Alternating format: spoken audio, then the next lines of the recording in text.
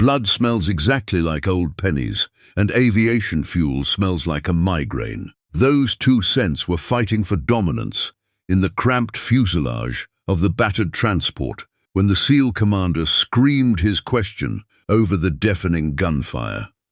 When she finally stood up, the silence inside the cabin was absolute. Sand grated against Diane's molars, a gritty reminder that she was still breathing. She lay pinned against the corrugated aluminum wall of the cargo bay, her knees pulled to her chest, trying to make herself as small as humanly possible. The floor beneath her vibrated violently, shaking the marrow in her bones. Outside, the world was tearing itself apart. The rhythmic, concussive thud of heavy machine gun fire hammered against the hull, sounding less like gunfire and more like someone beating the side of a metal dumpster with a sledgehammer. She wasn't a hero. Not today. Today she was just 58 kilograms of bruised ribs and dehydration, wearing a torn, oversized civilian mechanic's jumpsuit that smelled of sweat and fear. The extraction team, a ghost unit of Navy SEALs who had kicked down the door of her makeshift cell 2 hours ago, had dragged her through 3 miles of urban sprawl to reach this exfiltration point. They thought she was a low-level intelligence asset, a desk jockey who had gotten snatched off the wrong street corner. Diane hadn't corrected them. Talking required saliva, and she hadn't had any of that since yesterday. Through the haze of dust filling the cabin, she watched the professionals work.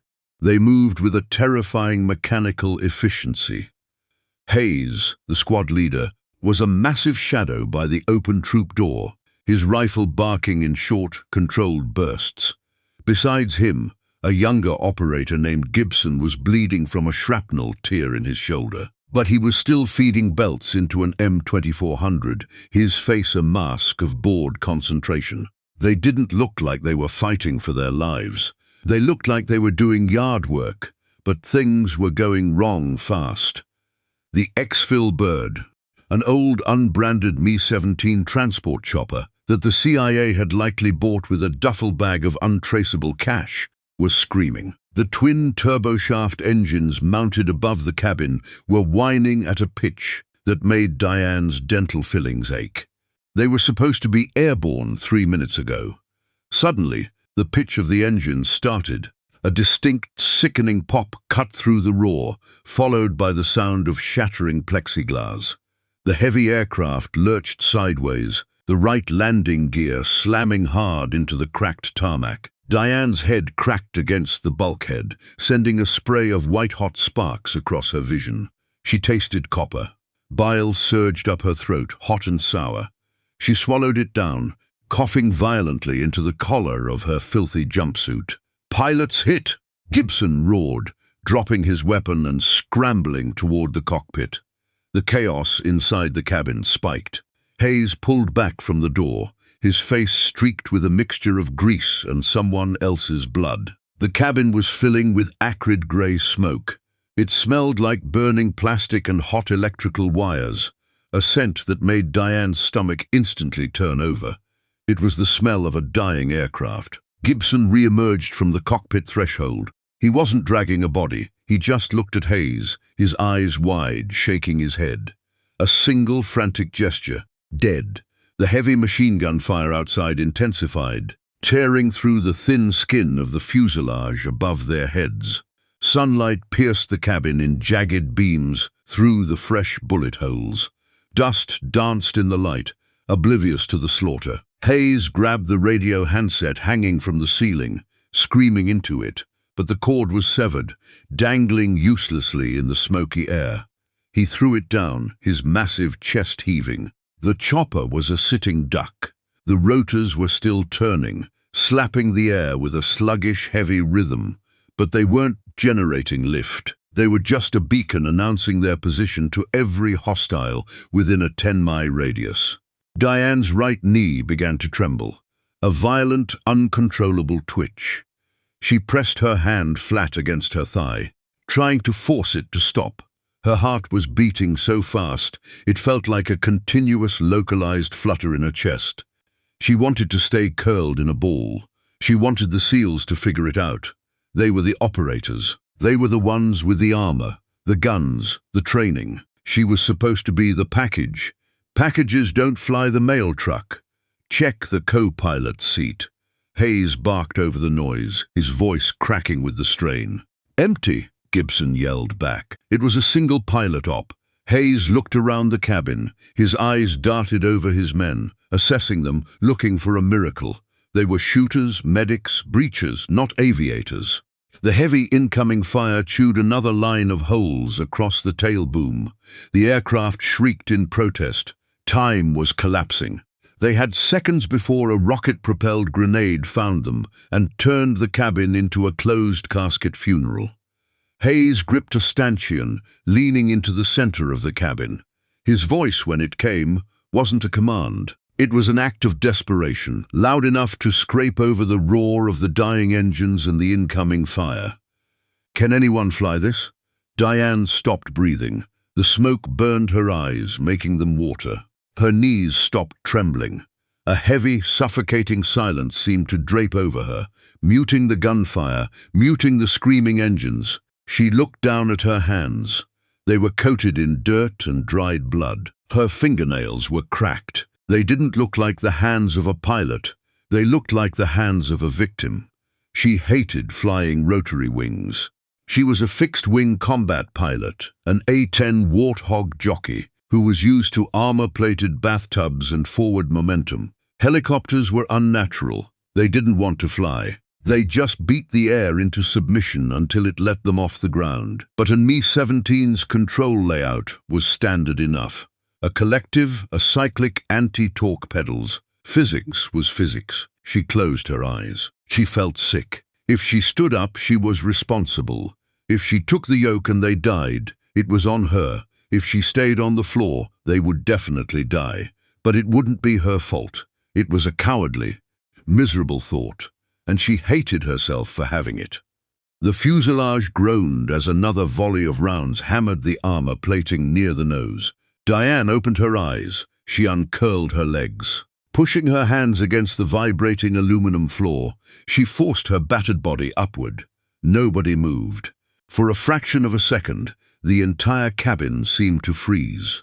Even the ambient noise of the firefight faded into static. Hayes stared at her, his jaw locked, his icy blue eyes narrowing in utter incomprehension. Gibson stopped wrapping a tourniquet around his own arm, the nylon strap dangling loosely from his teeth.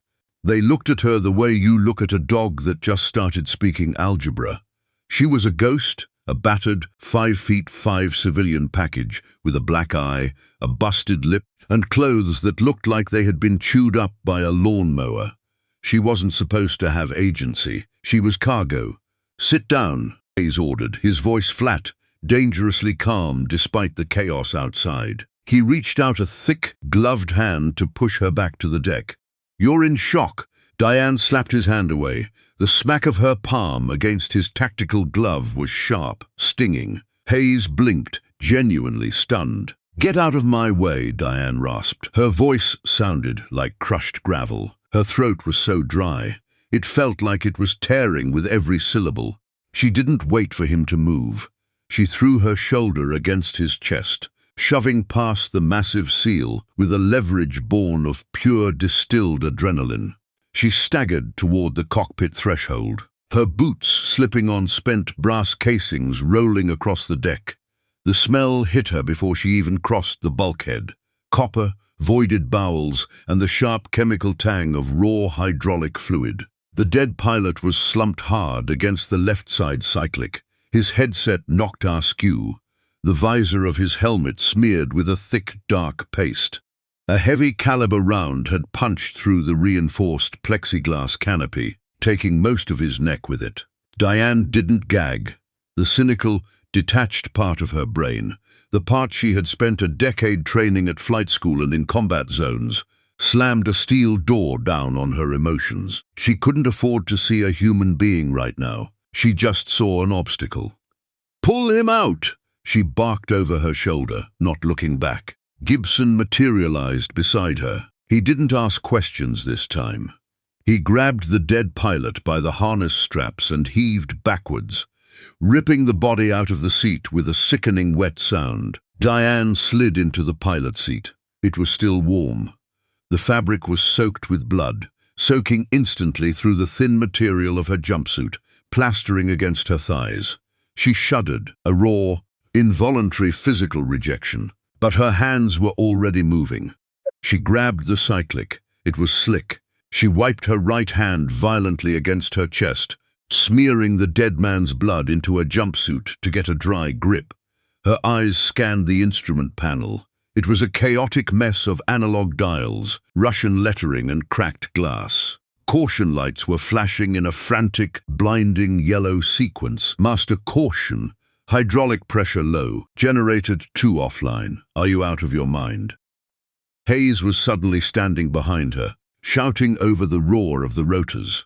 He leaned into the cockpit, his massive frame blocking the light. "You're a translator," I lied, Diane muttered, her eyes darting from the torque gauge to the rotor RPM. The rotors were decaying. The dead pilot had dumped the collective when he died, flattening the blade pitch. The engines were still running, but they were starving for air. She wrapped her left hand around the collective lever. Her fingers found the throttle twist grip. Her right hand gripped the cyclic. Her feet found the anti-torque pedals. They were heavy, sluggish. The hydraulic assist was bleeding out. "Hold on to something," she said. It wasn't a shout. It was a quiet, deadly serious instruction. Hayes realized she wasn't playing. He turned back to the cabin. "Strap in, brace." Diane took a breath. The air tasted like cordite and iron. She twisted the throttle grip to the stops, forcing fuel into the turbines. The turboshaft screamed, a violent, high-pitched whine that threatened to shatter the remaining glass. She felt the heavy vibration travel up her spine into the base of her skull. She pulled up on the collective. The Mi-17 didn't want to fly. It groaned like an arthritic giant. The warning horns blared. A continuous, obnoxious beep that drilled into her ears. "Come on, you ugly bastard," she whispered. Her lips peeled back from her teeth. She pulled harder. The skids dragged against the tarmac, with a horrific screech of tearing metal. The nose pitched up violently as the wind caught them. The aircraft wallowed, drifting dangerously to the left toward a crumbled concrete wall.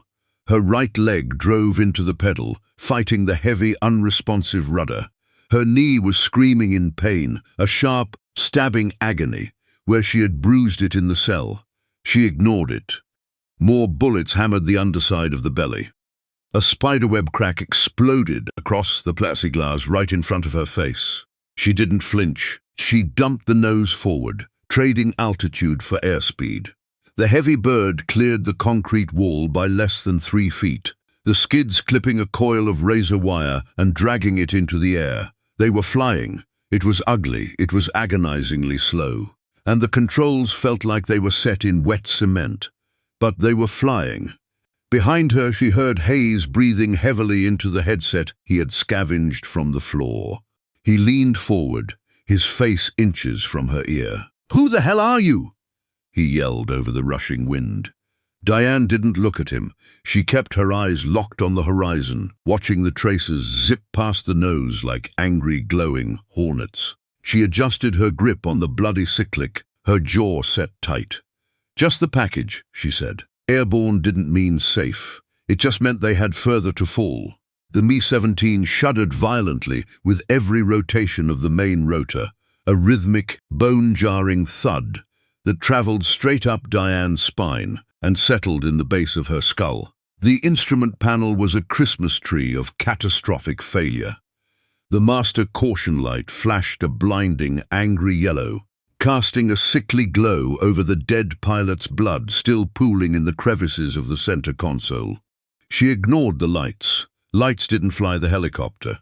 Physics did, but physics was currently putting up a hell of a fight.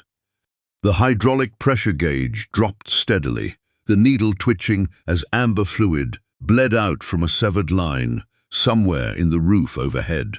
Without hydraulic assist, the flight controls were rapidly turning into dead weight. Pushing the cyclic forward felt like trying to push a parked car out of a muddy ditch. Her biceps burned, lactic acid flooding muscles that hadn't seen proper nutrition or hydration in a month. Wind screamed through the shattered canopy, a physical force that battered her face and stole the breath from her lungs. It smelled like burning oil and scorched desert dust. She blinked hard, trying to clear the grit from her eyes. Tears cut tracks through the grime on her cheeks. "Vector!" Hayes shouted, stepping into the cockpit threshold. He had to brace his massive frame against the bulkhead just to stay upright. "Where are you taking us? Away from the people shooting at us?" Diane snapped, her voice cracking. She didn't have a map. The digital navigation screen was completely shattered, a spiderweb of cracked glass and dead pixels. She was flying entirely on visual flight rules in a geography she only knew from satellite imagery. She had memorized 3 weeks ago before she was captured. "We need a heading, damn it." Hayes pressed, leaning closer. His tactical gear reeked of sweat and expended gunpowder. "Rally point delta is 09040 clicks out. Can this piece of junk make it 40 clicks? Diane glanced at the fuel gauge. The right tank was empty, likely punctured during takeoff. The left tank was dropping faster than the burn rate should allow. They were trailing fuel. "Not a chance in hell," she grunted, putting her entire upper weight into the cyclic to bank the heavy chopper around a rising ridgeline. The maneuver made her bruised ribs scream in protest. "We have maybe 10 minutes before the turbines suck dry and we turn into a very heavy lawn dart. Find me a flat spot, a flat spot." Gibson yelled from the back. He had finished tying off his own arm and was currently bracing a sniper rifle against the frame of the open troop door. "We're over the Hindu Kush. It's all rocks and cliffs. Then find me a flat rock." Diane roared back, stripping away the last ounce of professional courtesy she had left. She wasn't a hero. She was just terrified, and terror was an exhausting emotion to maintain. Her hands were cramping so badly that her fingers locked around the grips like claws. If she let go now, she physically wouldn't be able to pry her hands open to take the controls back. Suddenly, a sharp metallic ping echoed through the cabin, followed by a loud hiss. Gibson screamed from the back. 6 low. Diane didn't look. She reacted. Muscle memory forged in the cockpit of an A-10 Warthog over thousands of hours of combat flight took over. An A-10 was a flying tank. An Mi-17 was a flying school bus. She treated it like a tank anyway. She dumped the collective, killing their altitude instantly. The helicopter dropped out of the sky like an anvil. Her stomach slammed into her throat. In the back, she heard someone hit the ceiling with a heavy grunt. A split second later, a streak of white smoke shot over the shattered canopy, missing the rotor mast by less than 3 feet. The heat of the rocket's exhaust washed over Diane's face, searing the skin on her nose and cheeks. It detonated against the cliff face 100 wide ahead, showering the valley with pulverized rock. She yanked back up on the collective, pulling max torque to arrest their fall before they slammed into the canyon floor. The engines screamed in absolute agony. The temperature gauges pegged into the red. Metal groaned. The blades chopped at the thin mountain air, fighting for purchase. They bottomed out 20 feet above a dry riverbed, the skids brushing the tops of dead scrub brush. "Everyone's still breathing," she gasped, her chest heaving. "Barely," Hayes grunted, picking himself up off the deck. He looked at her, the suspicion in his eyes now entirely replaced by a stark, pragmatic realization. They were alive because of the bruised woman in the bloody jumpsuit. Before he could say anything else, the starboard engine violently backfired. A thick, oily cloud of black smoke vomited past the right side window. The sickening crunch of shearing turbine blades echoed through the cabin. The low rotor overspeed horn began to blare, a solid, continuous shriek. "Engine 1 is gone," Diane said, her voice dropping into a dead, flat calm. The panic had burned out, leaving nothing but cold mechanical necessity. "We're going down." Gravity stopped being a concept and became a very immediate, very violent reality. With the starboard engine dead, and trailing a thick tail of black smoke. The remaining port engine couldn't maintain the massive weight of the crippled transport. The MEI-17 began to sink, sluggish and heavy. "Brace!" Diane screamed, her voice tearing her throat raw. She didn't have time to look for a perfect landing zone. The dry riverbed twisting through the canyon below was littered with jagged boulders and deep ravines carved by flash floods. It was a graveyard of broken stone. She needed forward momentum. A helicopter without power doesn't glide, it falls. The only way to survive was to perform an auto-rotation using the upward rush of air during the fall to keep the main rotor spinning, storing kinetic energy until the very last second, then pitching the blades to cushion the impact. It was a maneuver that required absolute precision. Doing it in a hydraulic, dead, overweight Russian transport missing half of its canopy was practically suicide. "Hold on!" Hayes roared in the back, grabbing onto the cargo webbing. The ground rushed up to meet them. The grey stones of the riverbed expanded in her vision, sharp and unforgiving. The wind howling through the cockpit sounded like a physical scream. "Wait," she told herself. Her left hand hovered over the collective, her knuckles white. "Wait, wait." At 50 feet, the ground was a blur. At 30 feet, she could see individual cracks in the stones. "Now," she whispered. Diane yanked the collective up into her armpit, dumping all the stored kinetic energy into the rotor blades. The helicopter violently flared. The nose pitched up so sharply that Diane was thrown back into the blood-soaked seat. The main blades bit into the air, creating a massive momentary cushion of drag. The descent slowed, but they were still coming in way too fast, and they were drifting right. The tail boom hit first. A deafening crack echoed through the canyon as the tail rotor struck a boulder. The entire rear section of the helicopter sheared off in an explosion of fiberglass and aluminum. Without the tail rotor to counteract the torque of the main engine, the fuselage instantly spun violently to the left. Diane was thrown sideways, her head slamming against the side window frame. White flashes exploded behind her eyes. The main skids slammed into the riverbed.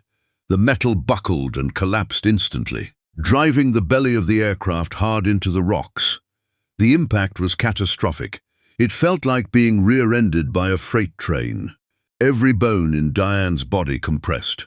Her teeth clacked together so hard, she bit cleanly through her lower lip. Warm copper flooded her mouth. The helicopter slid across the jagged stones, screaming like a dying animal, throwing up a massive tidal wave of dust and sparks. It tilted dangerously, threatening to roll over and crush them all under the spinning main rotors. Diane fought the cyclic, standing on the right pedal with all her remaining strength, trying to keep the heavy bird level as it ground itself to a halt. Slowly, agonizingly, the mangled fuselage dragged to a stop. The single remaining engine whined, sputtered, and died. Silence rushed in, heavy and ringing.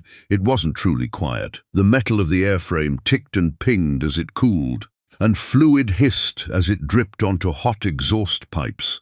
But after the deafening roar of the firefight and the screaming engines, it felt like the bottom of the ocean. Dust filtered through the shattered canopy, coating everything in a fine grey powder. Diane sat perfectly still, her hands still locked in a death grip on the controls. She was breathing in short, jagged gasps. Her entire body trembled, a violent post-adrenaline shake that she couldn't suppress. She tasted dirt, blood, and aviation fuel. Slowly she forced her fingers to unclench one by one. They peeled off the cyclic, stiff and aching. She turned her head. Her neck popped loudly. In the cargo bay, through the haze of settling dust, shadows began to move.